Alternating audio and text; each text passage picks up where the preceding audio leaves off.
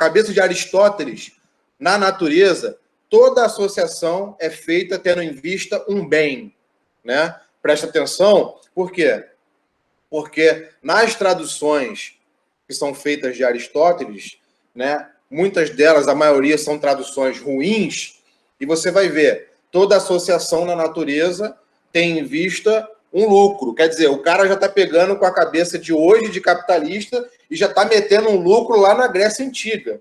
Quer dizer, a cabeça do cara é tão burguesa que ele já pensa que o capitalismo existia desde a Grécia Antiga. Não, não é verdade, né?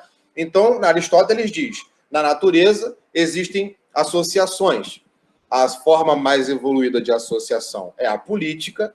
De qualquer maneira, toda associação é feita tendo em vista um bem. Vamos lá, as associações dentro da oikos, da família. Associação entre homem e mulher. Tem em vista o quê? A procriação.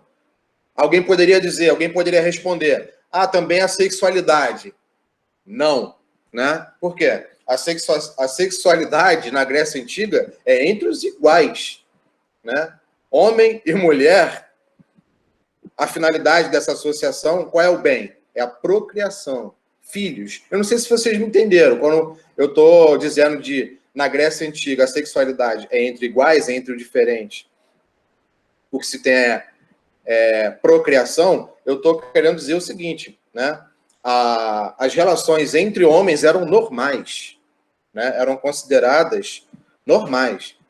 Né? Mais do que a visão homofóbica que se tem hoje, por exemplo, no mundo que é dito evoluído. Né?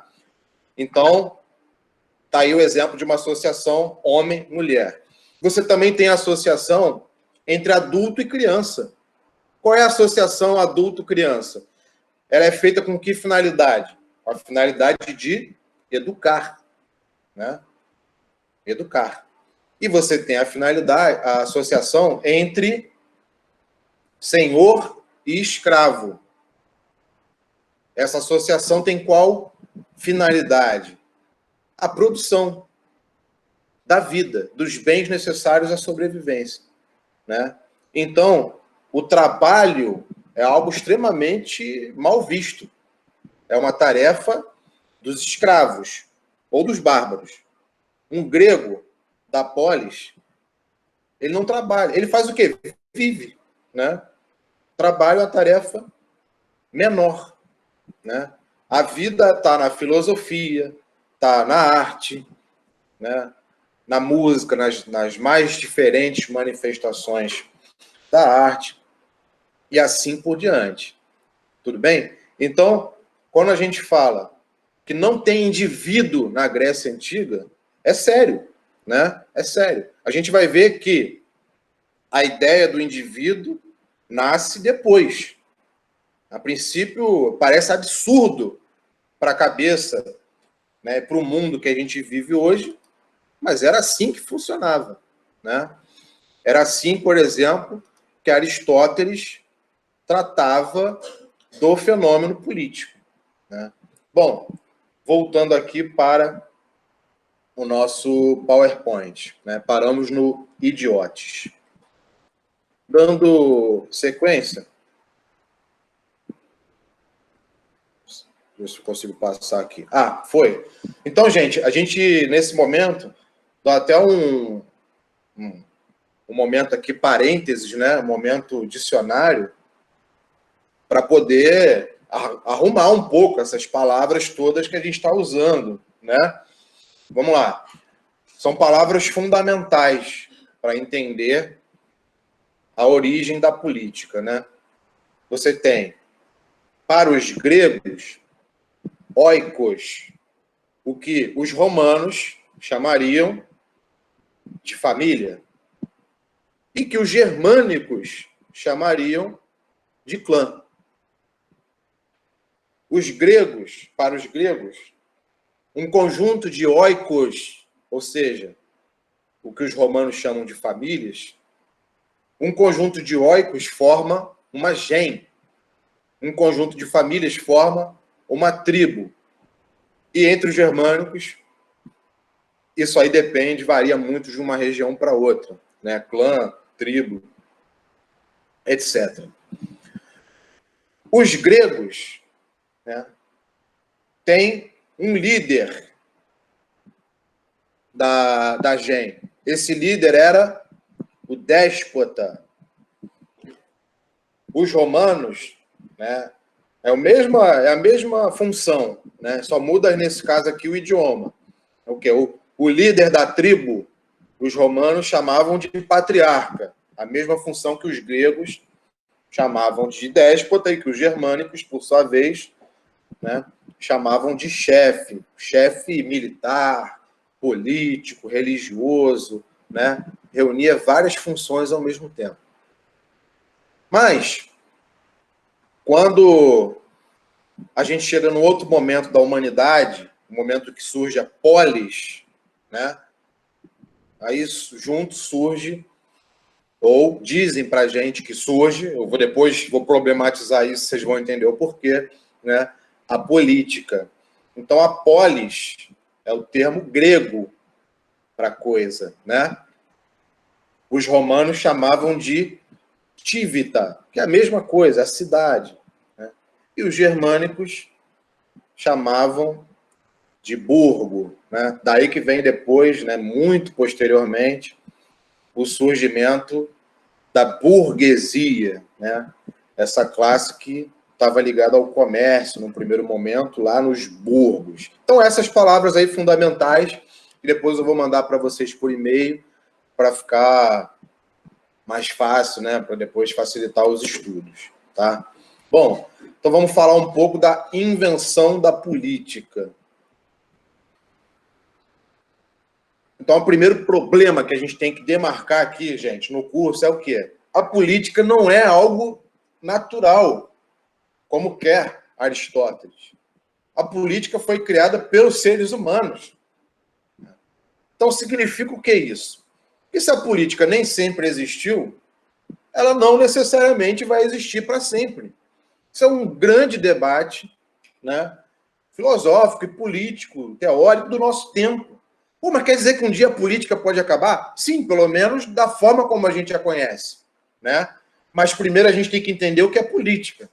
E, por enquanto, o que nós temos na turma são várias opiniões diferentes sobre o que é política. Tudo é político. A política são várias formas de administrar. A política tem a ver com as relações sociais. A política tem a ver com direitos e deveres. Ou então, não é possível definir política, né? Bom, mas, pelo menos da posição, vocês estão percebendo que, pelo menos da posição que eu comungo, né, está muito claro que se a política foi criada pelos seres humanos, né, é o que a Marilena Chauí, no livro Convite à Filosofia, chamou de a invenção da política, né? Essa política foi criada pelos seres humanos, significa que ela nem sempre existiu e que não necessariamente ela vai existir para sempre. Preste atenção nesse pequeno diagrama que eu procurei montar aí para tornar mais fácil o entendimento do processo em tela. Vejam. O que se chama de política na origem, né, clássica da coisa tem a ver com uma forma que se contrapõe à outra. Então, vejam, a primeira coisa, né, que a gente poderia dizer sobre isso para tornar a coisa de mais fácil compreensão seria o seguinte: poxa, mas os gregos diziam, né, que eles dizem que os gregos inventaram a democracia, pô, mas tinha escravos, tinha machismo, né?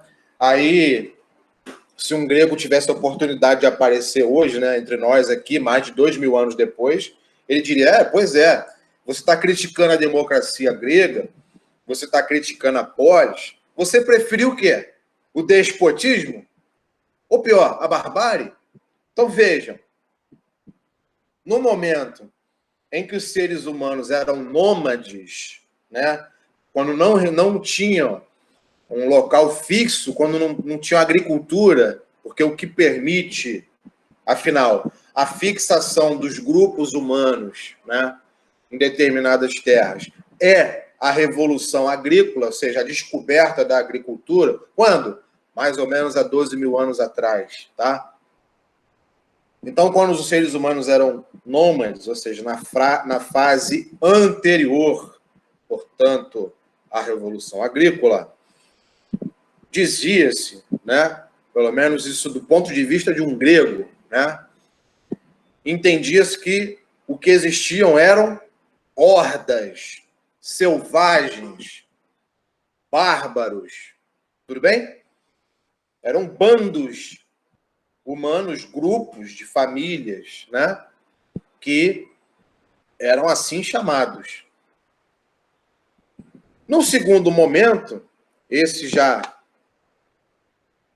ligado a uma transformação muito importante, que foi a descoberta da agricultura, né, a Revolução Agrícola, também chamada de Revolução Neolítica, há mais ou menos 12 mil anos atrás, surgiram outras formas de organização desses grupos humanos, quais sejam as tribos, né, as gens ou os clãs, que a gente viu, né, anteriormente. E aí, nesse período, você tem o quê? O período despótico, quando os líderes gentílicos, atenção, o que quer dizer o líder gentílico? É o líder da gen, né? O que é a gen? Vamos lembrar, é um conjunto de oikos, ou seja, são várias famílias reunidas, formam uma gen, ou uma tribo, conforme chamavam os romanos, que fica mais fácil para nossa compreensão, em comparação ao termo grego. Então, nessas gens, ou nessas tribos, ou ainda nesses clãs, você tinha patriarcas, chefes, déspotas, que exerciam uma função, né, múltipla nessas sociedades. Por que eu digo uma função múltipla? Porque eram lideranças que tinham função, ao mesmo tempo, de organização, uma função, né, de manter a tradição, de também organizar, né, e criar normas e colocar uma ordem naquela organização social. E, atenção, também a função religiosa. Muitas vezes se misturava, né, a função religiosa, política, militar. Então, é tudo numa figura, a figura do déspota. Mas isso antes das cidades. Com o surgimento das cidades, né, qualquer dificuldade, por favor, me sinalize. Com o surgimento das cidades, você passa a ter a política exercida pelos cidadãos. Vejam, aqui tem, né, um destaque nas mulheres que estão riscadas e nos escravos, igualmente riscados. Por quê? Porque a política, ela é um atributo, basicamente, dos homens livres. Tudo bem? Então, da política não participam nem mulheres, nem crianças, eu não coloquei ali, mas você pode incluir também, né? Muito menos escravos. Tudo bem?